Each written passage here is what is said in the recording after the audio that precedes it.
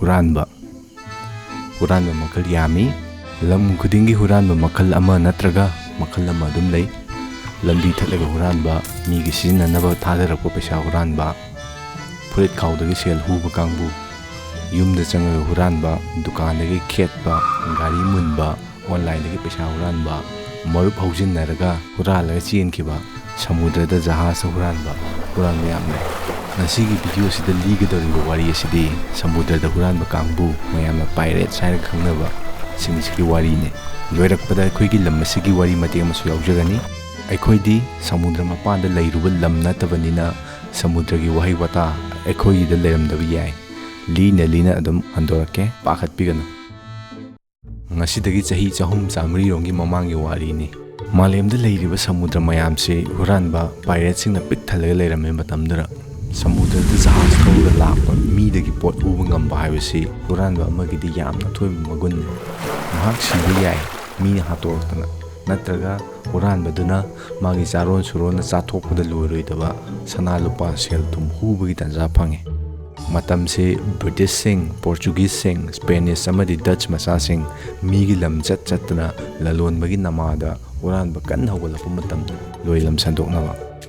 matam asida jahazta maru marang sawun hidak mana lupa sana puraga chatnaba matamne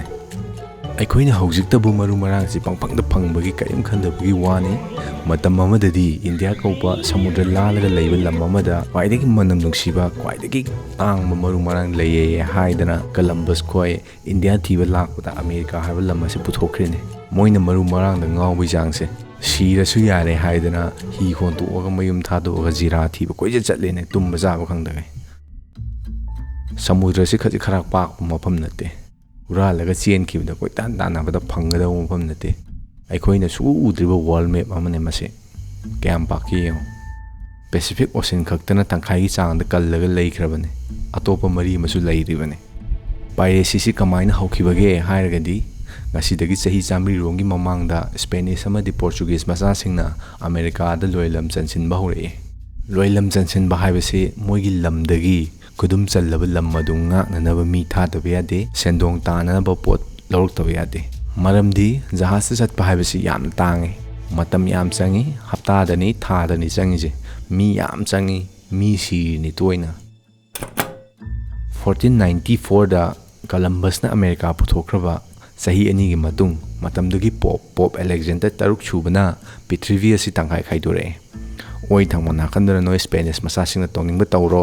ye thangmasidi Portuguese sing da pirase haidana lai ama malem gi lambien chi gi mayai sabukta yegle matam sidagi haudana lam ani sina moina tongning ba tawra lai hai humdana pali ga haina batu adune moi toise thengna mi hatana moi lamba pabi na ba leiramde matamdara Spanish amadi Portuguese masasing siniko ahongba haibase kuiti lakhiba watona wanga kwakna phamdi haidani Dutch French amadi British masasing hi khondoknarei singnaba horakhi migi jahazda sana lupa mamal yamba potchai puraga chatle taawada hurani magi machat ama phawba horakhi moida 1650s da Christian lining gi matangda mathong marum khangdaba lan kya sokna Europe da masigi lan singsi loiraga moi gi lam pakthok chokthoknaba huranaba hi hondowaga migi lam tiba chatnaba hore British singna moina bu changamba lam sing ase hujik khanadaba leite khudam moina India and Pakistan matang asidagi ni aikoi Manipurda chatnariba Christian lining gi saruk ama oiriba Baptist haini khangnariba sing ase matam asidagi leiba horakhi kuidriko khage ma matamdane Baptist sing ase mafam se lakpadi kona lakpane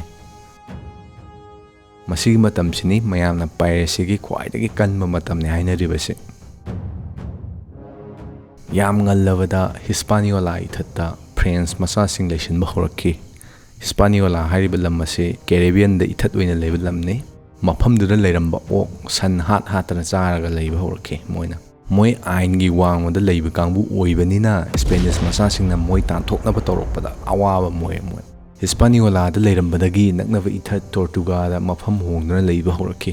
Tortuga hariba mafam ase lanban saba yaba mafamni adubu sana thaknaba marang kaina leiba mafam nattabanina moi leibada warai sum laisilakpadagi mafamdu phawraga chatpe Spain gi jahaz de ambush tawba horakhi mi gi jahaz landaraga mabuk thalakpa miyoi ngaktane moi 1655 British-singna Jamaica lawsankhre. Jamaica gi Port Royal hariba sahar asi mingondagi huralakpa port leiba yonba tawkham achauba mafam ama oire.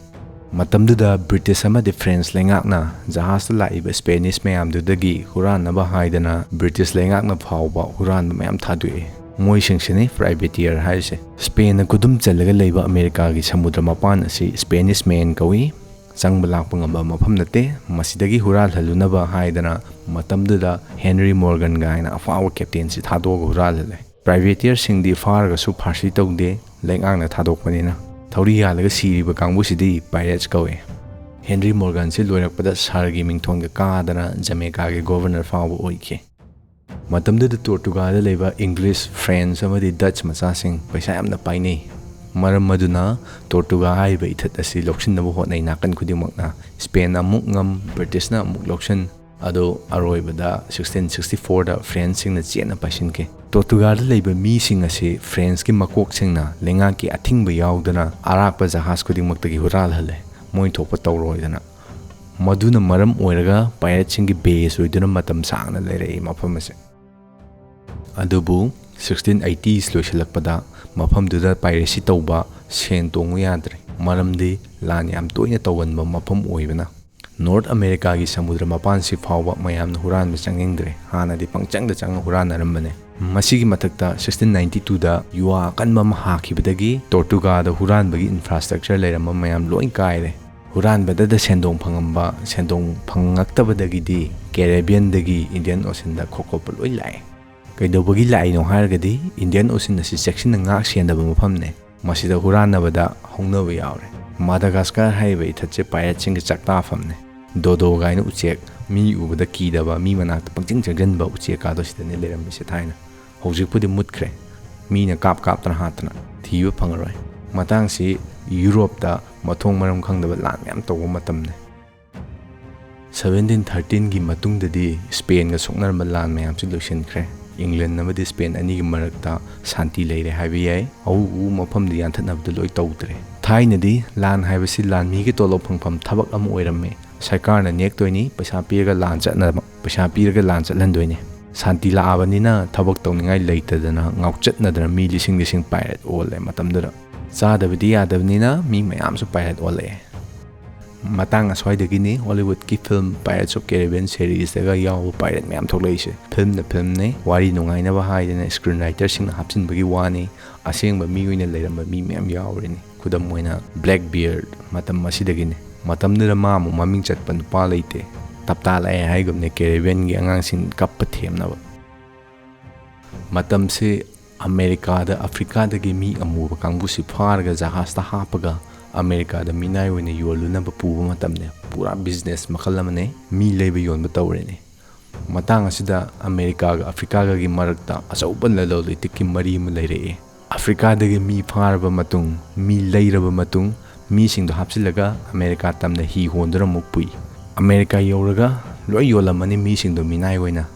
Aduga America dagi chini yu ram haitare hidak mana kokwa chocolate chemnaba maru atai mayam ama hida pekthana hapsilaga Europe tamna muthokdaraktoine. Thadagi thabak natte isingda lupaga sibna kongayamni pura mawongamne tawramise matamsida.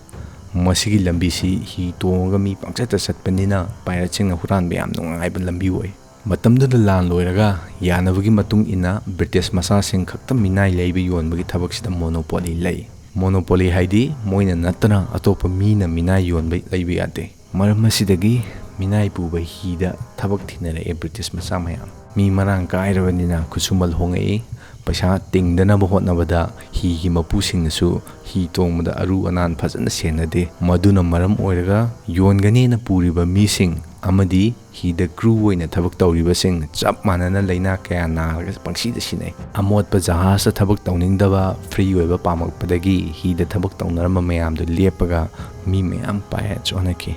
logi manungda mi yonbagi puba jahaz tagidi pirates singi jahaz tan hena lu nale chana thaknaba hi the tongiba mi khudingmak chap manana yenai captain ogera khongnau ogera yam khenare haitare fibamdo adubu karigino khangde 1719 da piracy si pumlep lep kibugum tawe Maram pinabada pirates yamandaram matamdugi sarkarsingna hekta ngam pharaga hatpi tawramme koi tan tanaraga phabagi akanba thabak paikhale Disney gi pirates ki film singda soi koin uredana phamandana hatmandana 1719 da piracy si khangleb lepe Houjik matamda tawriba piracy asi makhal amani Indian Ocean da Somali pirates singna America gi pochai puba jahaz achau chauba thatpagi wari kya le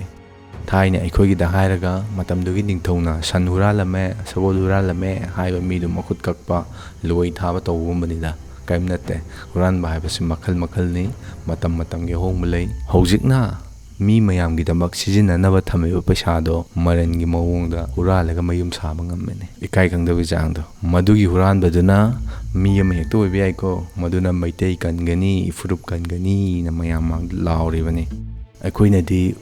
Huranbadu huralingaida urudrabanina huraledi khangaba mayang macha laaga loktak sengwatnaba thadaramba pesada hurangkhigadra mayang nasu thadarpoiba pesada aikoina natra kana hurandoino moina ngangwa sakpa mayamdu thajariune koina meeting yawa chatline nungsa marakta matamdira huranba piratsingdo thupchinkhrise matamdugi leingaknane houjik Manipurda leiriba lambising hurandabi thadariba sel mayamda loi thadaraga lambi semadi kaidowai lambi nungairoidoino Huranba loisinbinaba leite lamdamsida huranba loisingadauba mi wakonggadauba singdade hurangadauba aikoidagi moina huralaga leire prajana hurangadaune haba huranba ise loire